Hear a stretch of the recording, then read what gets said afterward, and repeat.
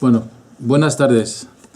Ilulá de Rabbi Meir Balanés hoy, domingo 22 de mayo de 2016. Así que hay una fuerte energía. Rabbi Meir Balanés era alumno al mismo tipo que Rabbi Shimon Bar Yochai de Rabbi Akiva. Y su nivel de conciencia era tan grande que solo nombrar el Ahad de Meir Aneni 2 veces y dar 18 monedas se producía un milagro. El Ahad de Meir Aneni quiere decir el Dios de Rabbi Meir Balanés, ayúdame, Aneni. Y diciendo eso ya se producía el milagro. ¿Con 18 monedas? 18 monedas de tzedaká. Se hacía una tzedaká para tener una caridad, para tener un mérito.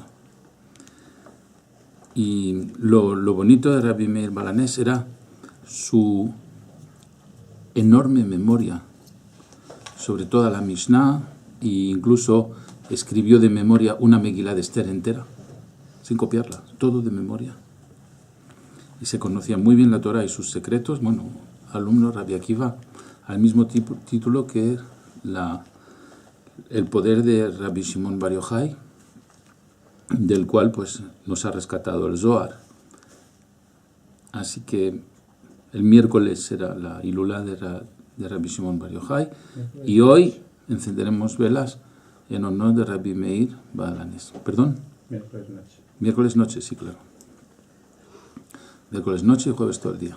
Dime, preguntas. No, hay otra cosa que se dice también de Rabbi Meir Balanés, que es que cuando entraba en una sala de estudio donde había alumnos, y los alumnos tenían una pregunta, en el momento de que entraba en esa sala, entendían. O sea, es como que se les iluminaba un poco la mente y entendían lo que no entendían antes. Bueno, porque el pensamiento viaja. Una persona tiene un pensamiento muy fuerte, los otros lo captan también. ¿Preguntas antes de empezar la clase? Y es verdad que dicen que cuando tú lo invocas a Rabbi Meir Balanés, él sí se presenta en esa invocación. Sobre todo Sí. el día del aniversario de su muerte, la Ilulá, que es hoy. Sobre todo. Bueno, hoy. Hasta las 10:10 de la noche, más o menos, seguimos estando bajo su influjo. Y se dice que las almas de los tzadikim, cuando es su Ilulá, bajan. Así que, bienvenido Rabbi Meir Balanés a la clase de Albert Gozlan, Kabbalah. Le tenemos aquí. Así que espero que nos inspire. ¿Preguntas? Sí. Si dijimos en alguna clase de que la lectura del Ketoret en pergamino tenía muchísimos beneficios y era lo que más le gustaba a Kadosh Baruj Hu, ¿por qué existe el resto de la tefila? ¿Por qué existe, por ejemplo, la Amida y el Ashrei Yoshua Beteja, cualquier otro rezo? Y no simplemente el Ketoret, todo el mundo haría el Ketoret y sería suficiente. Bien. El secreto de la oración es el siguiente. La oración es un ejercicio de alpinismo espiritual. Vamos a ver lo que es la oración.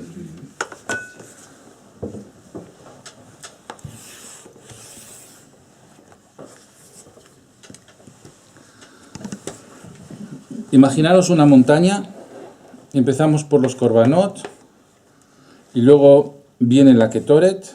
Entonces aquí ya abrimos los canales del cielo y seguimos subiendo hasta Shema y Amida. La Amida, estamos ya en un mundo llamado Atzilut, y cuando ya hemos captado toda la energía espiritual, todo el resto de la tefilá hasta Alenu Shabeach ya es bajada. O sea que tenemos un proceso de subida. Para facilitar la subida, tenemos la Ketoret. Este es el ascensor que nos lleva hasta aquí. Pedagógicamente hablando, ¿vale? Es más complicado que esto, pero bueno. Y también hay un Ketoret después. Hay una lectura. Hay un Ketoret también después, sí. La Ketoret cuando ya nos despedimos, o sea que damos placer aquí y damos placer aquí a Kadosh Baruj Hu. Tanto en la entrada como en la salida. Quiere decir que todo el resto de la tefilá también es necesaria. Claro, es una subida y luego una bajada. Y también las mujeres lo tienen que hacer. Sí, bueno, Sí. es muy útil. Veremos en la clase de hoy algo muy importante sobre la Ketoret, pero no lo voy a anticipar. ¿Más preguntas tenéis por aquí? Sí. ¿Por qué tenemos pruebas en la vida? ¿Para qué sirven las pruebas? No tenemos pruebas en la vida. No son pruebas. Lo que tenemos en la vida es un tapón. Un tapón que puede venir de vidas anteriores o un tapón que puede venir de Adam Arishon, del primer hombre, porque somos una chispa del primer hombre, o un tapón que puede venir de cortocircuitos que hemos creado en esta vida. Entonces, ¿qué quiere decir este tapón? Ese tapón en realidad son espíritus que nos adhieren. Entonces, normalmente son espíritus de orgullo, de celos, espíritus de ambición desmesurada. Esos nos adhieren como el alquitrán se pega a la piel. Y Akadosh Baruj Hu lo que quiere es quitarnos ese tapón, que son estos espíritus que nos adhieren, que no deja que entre la bendición. Y entonces nos hace pasar situaciones que despegan esos espíritus. Entonces, una situación de humillación despega un espíritu de ego. Entonces, no es una prueba. En realidad es una cirugía espiritual para que el tapón se quite y que pueda entrar la bendición que Dios te quiere dar. ¿Entendido? No son pruebas, son cirugías espirituales. Es un enfoque de Hidush, muy, muy diferente de lo que uno se cree. Cada vez que pasamos una prueba, no es que Dios nos castiga, es que nos está ayudando a despegar un espíritu que se nos ha adherido y que normalmente nos hace mucho daño, pues no deja entrar la bendición. Dime, Manuel.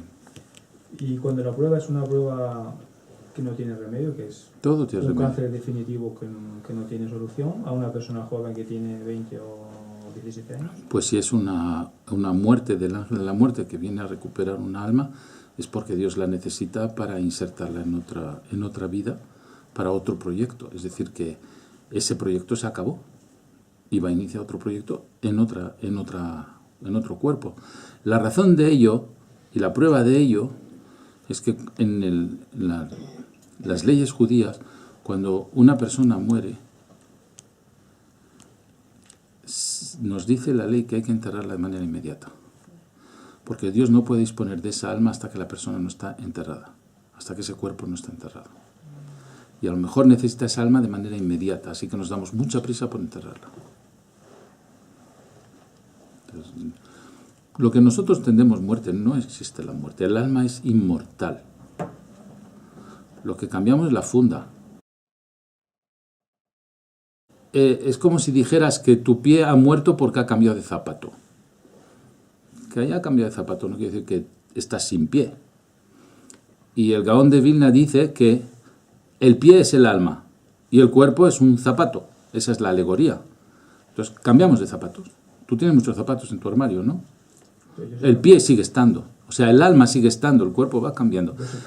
El gran problema es que cuando el alma entra en un cuerpo nuevo, el cuerpo genera un efecto de amnesia. ¿Y quieres la prueba? Muchas personas, cuando duermen, tienen un sueño.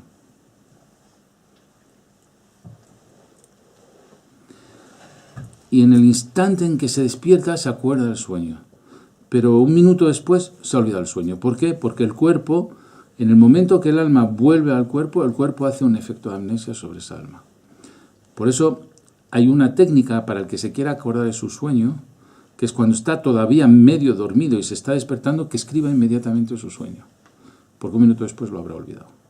Pues igual que olvidas un sueño, olvidas tus vidas pasadas cuando te reencarnas un cuerpo nuevo. Ahora, hay meditaciones para recordar las vidas pasadas, pero no interesa, porque bastante carga tenemos con esta como para sumar la carga de vidas anteriores. ¿Más preguntas? Dime. ¿Por qué el rezo o una bendición para una persona puede aliviar esas pruebas o esas cirugías espirituales?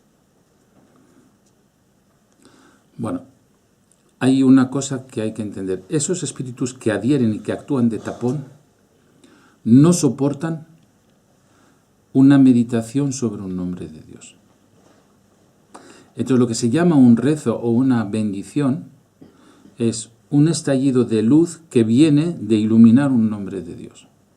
Entonces, en vez de despegar el espíritu maligno que actúa de tapón de las bendiciones de Dios por la vía de un sufrimiento, por ejemplo, una humillación o un dolor físico, se despega por la vía de un estallido de luz que viene de la meditación. Es otra manera de despegarlo. Es lo que llamamos la oración, la meditación, pero no es suficiente. Tienes que meditar un nombre de Dios muy poderoso que haga que ese espíritu muera instantáneamente. Y entonces sustituye, se ha muerto, ya no necesitas generar un dolor para despegarle. Dime, Con Iván. respecto a esa misma pregunta, ¿cómo sabes qué nombre de Dios meditar de acuerdo al tipo de enfermedad? Viniendo a las clases de albergos, no. Para eso las damos. Hemos hecho clases sobre los 72 nombres de Dios. Esas ya tienen casi 400.000 visualizaciones o más. Y precisamente hemos determinado qué nombre de Dios para qué circunstancia, y lo hemos desarrollado en 6 o 7 clases, creo, ¿no? 5. 5 clases. 5 clases, y aparte hay una web que se llama 72shemot.com, que se puede acceder desde nuestra web y que también explica el propósito de cada nombre de Dios, para qué sirve. Entonces ahí... ¿Y cuándo hay que meditarlo? Es muy importante porque una meditación sobre un nombre de Dios para una curación fuera de hora no tiene la misma eficacia que en su momento. Ya habíamos visto que el día tiene 24 horas, que son 72 veces 20 minutos. Hay 72 nombres de Dios, entonces hay que ver en qué cupo de 20 minutos actúa ese nombre de Dios. ¿Más? No, pues antes de empezar la clase os quería leer una referencia que di hace muchos años, en el año 2005, mucho antes de que hagamos grabaciones aquí. Pues hace ya 11 años.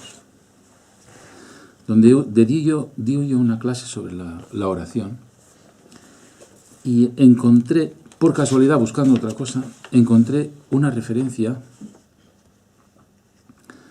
sobre el rabino Eleazar, que le hizo un comentario al rabí Akiva, al rabino Akiva. Y sabemos que rabí Akiva fue el maestro de Rabbi Meir Balanés.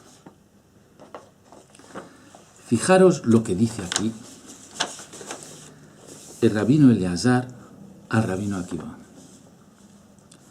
Si los líderes de una sola sinagoga vuelven en Teshuvá, y la palabra Teshuvá hemos ya explicado que es estudiar el Zohar HaKadosh, y el que no estudia el Zohar HaKadosh no ha hecho Teshuvá. Entonces, si los líderes de una sola sinagoga vuelven en Teshuvá, entonces llegará a su fin el exilio y llegará la redención de todos los pueblos, no solo el pueblo de Israel, todos los pueblos. Y entonces viene la pregunta y dice, ¿tanto poder tiene una sola sinagoga que te trae la redención mundial para el pueblo de Israel y para todos los pueblos? ¿Y toda la humanidad dependería de una sola sinagoga con 10 personas? ¿Cómo es posible? Entonces, cuando yo en el 2005 enseñé esto, yo no había empezado a enseñar el Zohar HaKadosh como lo enseño ahora, que ya llevamos, ¿cuánto? 4 o 5 años enseñándolo. Desde el 2011. O sea, 5 años llevamos enseñando el Zohar. Y ahora tengo yo la respuesta. Pues fijaros bien. Existe un Internet cósmico.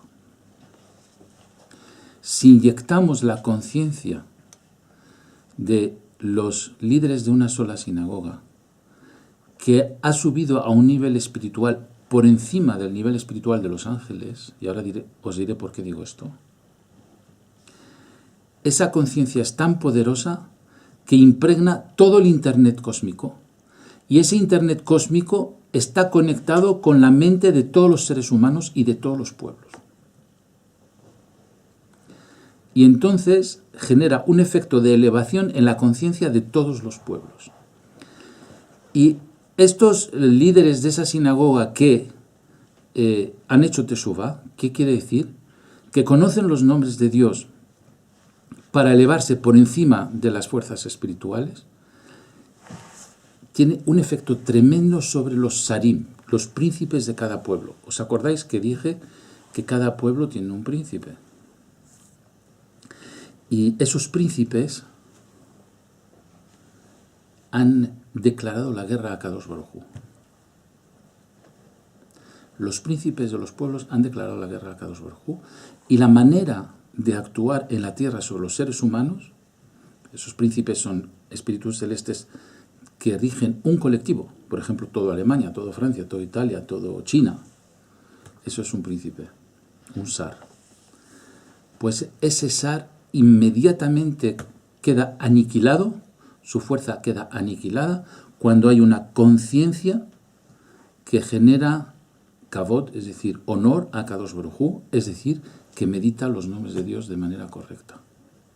En ese momento los príncipes se caen y los pueblos quedan libres de esa coacción que generan los príncipes sobre los pueblos. ¿Me explico bien? ¿O tenéis alguna pregunta sobre este tema? Entonces basta con que un solo minyan eleve su conciencia a nivel del Zohar para que la redención venga de manera inmediata. Fijaros algo que comenté en el 2005, os doy la respuesta en el 2016. Se tarda un poquito a veces en entender algo. Pero hace falta que todo el niño lo haga, ¿no?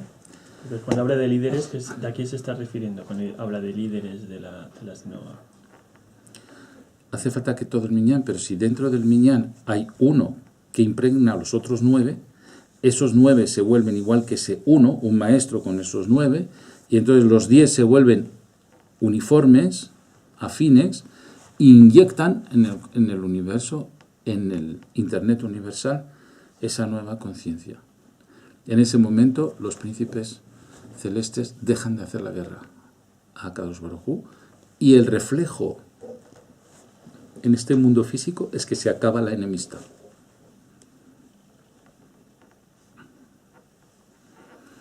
Era un pequeño detalle que quería comentaros antes de empezar la clase. Bueno, empezamos la clase. Domingo 22 de mayo de 2016, en la Fundación Yehiel Foundation, seguimos con los secretos del Zohar HaKadosh en el libro Bamidbar, que es Números, y iniciamos la parashá Balak. ¿Quién era Balak? ¿Quién era Balak? La hemos iniciado ya. La hemos iniciado, sí. Seguimos con ella. Era un dirigente de unas... Un asesor. Asesor del parón.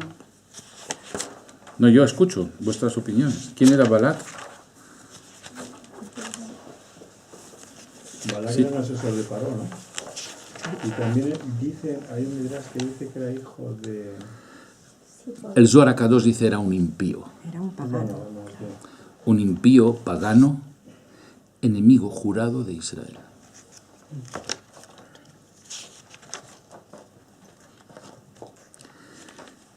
¿Quién era su príncipe celeste? Ya hemos dicho que todo pueblo tiene un príncipe. ¿Quién era el príncipe de Balak? El Satán, la serpiente del jardín del Edén. Y el Zohar HaKadosh dice, el Satán quería hacer la guerra a Co. Y Co es el príncipe de Israel. Y aquí tenemos más claves y más códigos del Zohar y venga a volver a descodificar. ¿Quién es Ko? ¿Qué es Ko? Ko es la Shejina, es Malhut, es la matrona, es lo que se llama la comunidad de Israel. Todos estos son sinónimos. ¿Y qué hemos dicho que era la Shejina? La semilla de Israel. Es su semen. ¿Qué quiere decir? Que el Satán quería atacarnos allí, donde está la Brit Milá, donde está la alianza, la circuncisión. De hecho, fijaros que Jacob, cuando luchó contra el ángel de Esav, fue herido en el muslo. El muslo es una metáfora para hacer alusión al órgano de la circuncisión. Ahí le hirió. Pues aquí Balak también quería herirnos ahí. Y veremos cómo hizo.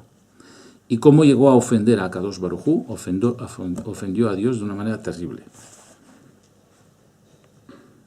Entonces dice el Zohar HaKadosh que Balak quería hacer la guerra a Israel, y no solo a Israel, al Mashiach, que quiere decir, no quería que hubiese redención en este mundo. Quiere que este mundo siga esclavizado. ¿Esclavizado? ¿Por quién y para qué? ¿Por qué el Satán quiere que la humanidad esté esclavizada? Lo que yo voy a contestar aquí es la solución al mundo. Ahora mismo. Porque el Zohar HaKadosh dice que el hombre ha sido creado para tener un poder por encima de los ángeles. Escuchad bien lo que digo. El hombre ha sido creado para tener un poder por encima de los ángeles. Es decir, que nuestro potencial es ser superior a los ángeles. Y sabemos que cuando Dios creó al hombre, los ángeles se presentaron ante Akadosh Baruj Hu y le dijeron, por favor, no vayas a crear al hombre. Tenían miedo que el hombre fuera un ser superior a los ángeles. Entonces, ¿qué han hecho los ángeles? Hacernos creer que no somos superior a ellos, sino que somos inferior a ellos. ¿Y cómo nos hacen creer que somos seres limitados? Alejándonos de la Kabbalah. Porque la Kabbalah es la que nos abre los ojos y que nos dice que somos superiores a ellos. Pero no lo sabemos. Entonces nos creemos que somos inferiores. ¿Y los ángeles qué hacen? Fabrican eventos, situaciones. Y si nosotros creemos que somos seres inferiores a los ángeles, pues entonces no nos queda más remedio que soportar las situaciones. Pero si sabemos que estamos por encima de los ángeles, ¿qué hacemos nosotros? Fabricamos nosotros situaciones y los ángeles obedecen. Pero si no lo sabemos, soportamos las situaciones que nos envía. Entonces, ¿por qué enseñamos la Kabbalah? Para despertar de este sueño donde nos tienen sumidos, ¿se dice así? Nos tienen sumidos todos estos ángeles, estas fuerzas espirituales, que son inteligentes, pero que nos tienen una envidia y unos celos tremendos. Por eso, cuando Dios nos dio la Torah, hubo una revolución en el cielo, y fueron los ángeles a decir a Dios, ¿por qué les das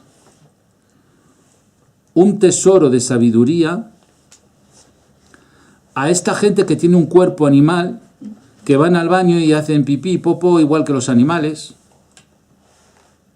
y que tienen un cuerpo animal, y que tienen reacciones animales? Intentaron denigrarnos. Porque la Torah es de un nivel para seres que ya no tienen ni cuerpo, es decir, que son todos seres de luz. ¿Y qué dijo Dios? Hecho consumado, ya lo he hecho. Ya lo he dado. Ya no hay marcha atrás. Entonces, una vez que nos dieron la Torah, ¿a qué se dedicaron los ángeles? A impedirnos que la estudiemos. A impedirnos a conocer los secretos que están metidos en la Torah, llamado la Kabbalah del Zohar HaKadosh. Y entonces, ¿cómo lo hacen? Difamando la Kabbalah. Y empiezan a generar paradigmas, maneras de pensar. La Kabbalah es peligroso. O hasta que no tengas 40 años no la puedes estudiar. O te vas a volver loco. Todo tipo de difamación para que no abras los ojos. Porque si abres los ojos te vas a dar cuenta que estás hecho para estar por encima de los ángeles y no por debajo. Entonces, con la difusión de la Kabbalah, jaque mate a todos estos seres que nos tienen esclavizados. Eso es lo que se llama la redención. Los veo muy callados, ¿eh? ¿Estáis en estado de shock?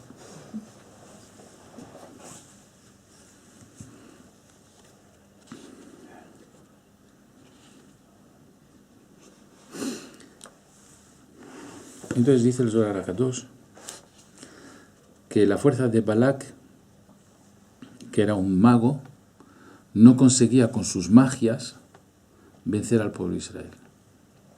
Entonces contrató a Bilam, que ese tenía mala boca. Hacía lo contrario de una oración, hacía maldición. Pero se equivocaba, porque no sabía a qué hora maldecir. Igual que nosotros decimos, cuando meditamos nombres de Dios hay que saber a qué hora hacer la meditación sobre un nombre de Dios. Pues Bilam, cuando maldecía, no sabía a qué hora maldecir. Entonces le salía mal todo lo que hacía. Y en vez de maldecir, sacaba bendiciones de su boca. Entonces Balak y Bilam fracasaban. ¿Y qué ocurría? Que ya hemos visto que Balak y Bilam estaban regidos por el Satán, que eran sus príncipes celestes, que los tenían coaccionados o dirigidos. Entonces, ¿por qué? Porque ellos querían que hubiese una rebelión contra Israel como reflejo de la rebelión que tenía lugar en el cielo. ¿Qué quiere decir? Que todos los príncipes Sarim conspiraron juntos contra Akadosh Baruj Hu y contra el Mashiach. Quiere decir que tenemos un motín en el cielo. Y entonces vemos que aquí en la tierra hay un montón de guerras. ¿Sabéis que en la ONU hay una norma que más de 4 guerras simultáneas en el globo terráqueo es guerra mundial? ¿Os parece que hay más de 4 guerras en estos momentos en el mundo? Entonces estamos en una guerra mundial. ¿Qué quiere decir? Que el motín que se está armando en el cielo contra Akadosh Baruj Hu y contra el Mashiach es tremendo. ¿Y quién puede debilitar a esos Sarim? Nosotros estudiando Kabbalah. Nosotros meditando en nombres de Dios. Y nosotros haciendo Yihudim, es decir, trenzas de nombres de Dios y enseñando Hirushim,